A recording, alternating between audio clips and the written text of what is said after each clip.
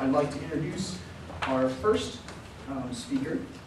David Manning is the Executive Director of the New York Smart Grid Consortium, an industry trade group that looks at rolling out new smart grid technologies in the commercial space as well as in the research and development phases. David is also the Senior Vice President and Energy Practice Leader for Van Ness, Hangen & Rustin, a Boston-based engineering firm that has offices throughout the eastern U.S.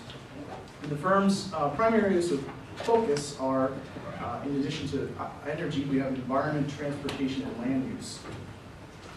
David has worked with large utility and energy providers, as well as serving governments and developers of energy issues. He has dealt with alternative energy, transportation, infrastructure, the associated policy and funding, and all sort of area of expertise that the VHB team provides for its multiple clients throughout primarily eastern U.S. So with that, I'd like to welcome David Manning. I will get the slides running. Thanks very much. And we really would all love to have a dialogue. So don't hesitate to interrupt me. I think, Seth, if that's okay. And thank you for that gracious and not quite sufficiently brief introduction. But importantly, I have just finished my tenure at National Grid, so I am not speaking on behalf of National Grid. That would be your job. But I have, in fact, been in the utility sector for a period of time, and that gives us sort of a natural base. Now, I just brought this out. We haven't rebranded because this is one of the many seminars that studies energy issues, and we just finished Bringing of Wall Street yesterday, again a packed house, and on our panel we had GE, we had IBM, we had Cisco, we had the Con-Street project. So I will get Seth, or I'll get Ed, the website to that, because there's a whole series of PowerPoint presentations there, which will be very helpful to you. I just brought this out because this is just really a snapshot, and that wasn't my intention. The smart grid vision, has been captured by this governor. But here's the real story. There was a gentleman that opened the conference yesterday, and he said, talking, of course, about sustainability in Wall Street, and that, of course, was the business case that we're focused on. And he pointed out that of the states to watch in smart grid technology, it was boom, boom, boom, and New York was not listed. I'm sorry, it was leadership states, those states who are leading in smart grid technology, and New York was not listed. Then the second, column B, was those states to watch, and there New York was listed. So I grabbed him, and he was terrific, and he was, and we can get to references. And I said, my task at the consortium is to move from column B to column A. So to start with, why have you put us in column B? Why is it a state to watch? First thing he said was NYSERDA. And of course, number two was you have the systems benefit charge. NYSERDA has $1 billion in the bank. There isn't another NYSERDA in the U.S. Systems benefit charges, as you know, are fees tacked onto utility bills. Only 18 states have them, where ours is quite robust. Then I continued the list. We have relatively high energy costs in this part of the world. We have very large and sophisticated utilities, global companies in the utility market. We have global providers like GE, IBM, who are based in New York. So we have all of these attributes.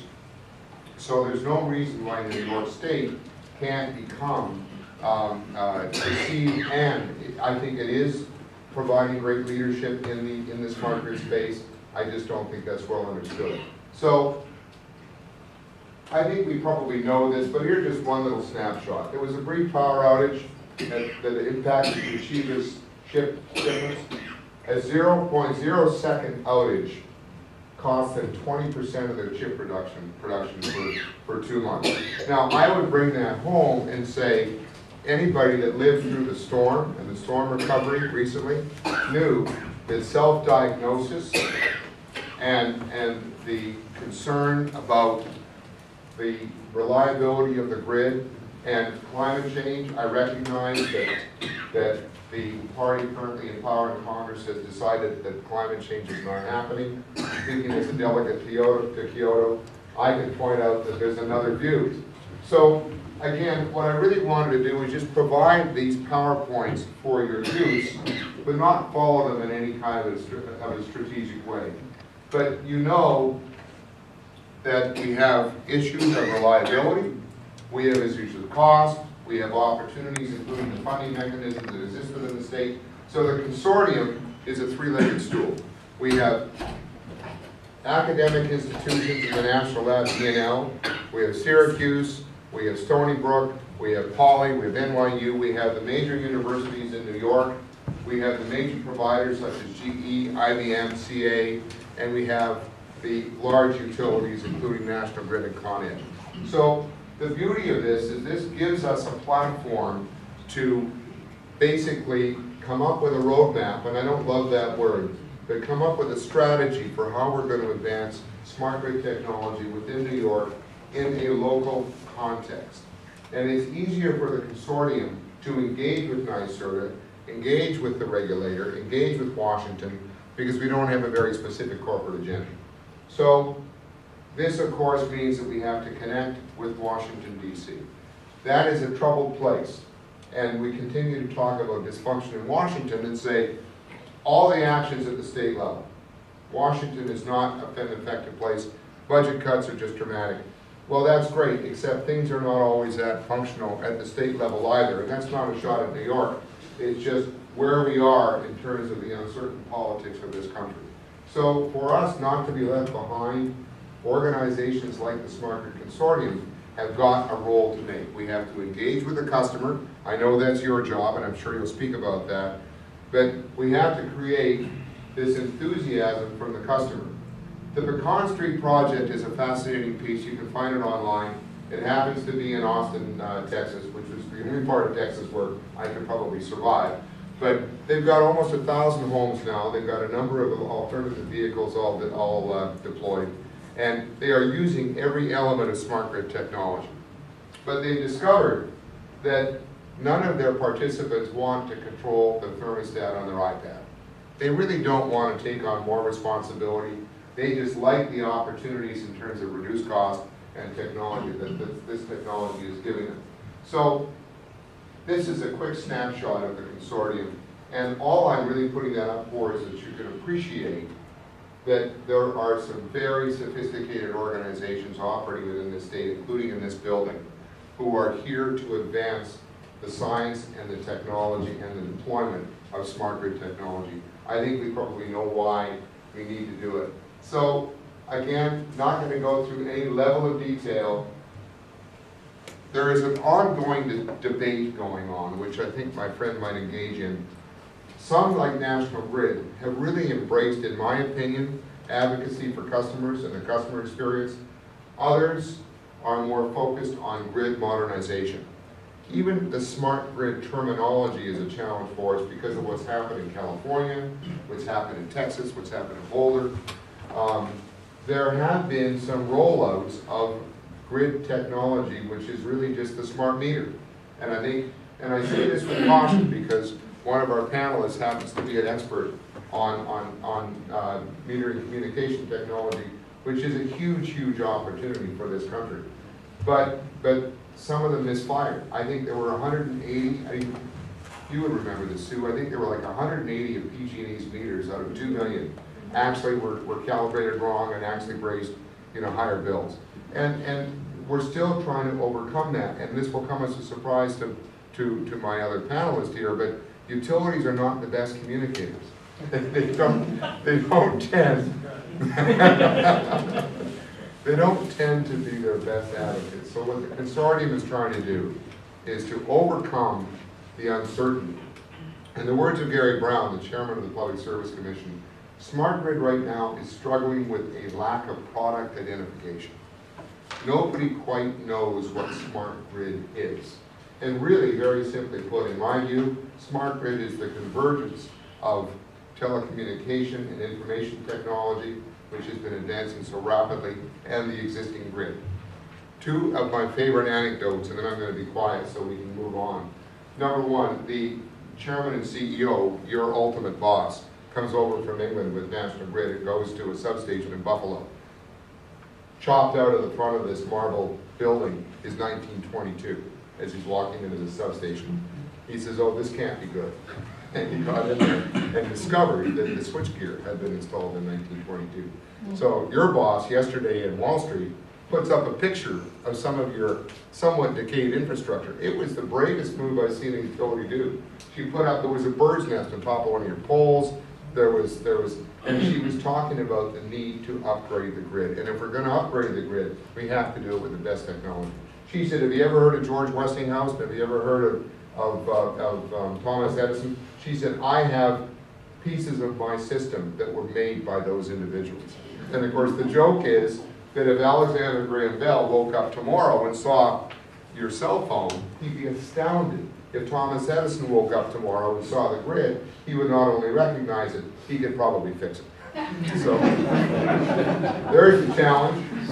Thank you, Seth. The slides are available. Oh, sorry, yes, Seth. Tell one more story. Tell the one about Con Ed. Uh-oh. And the outage. Yeah, this is fascinating. I have to be careful, of course, because Con Ed is one of my largest members. But they won $220 million of federal funding, and what they did with it, does anybody know what Con Ed is doing with $220 million in the smart grid space? I would be surprised if even the faculty knew.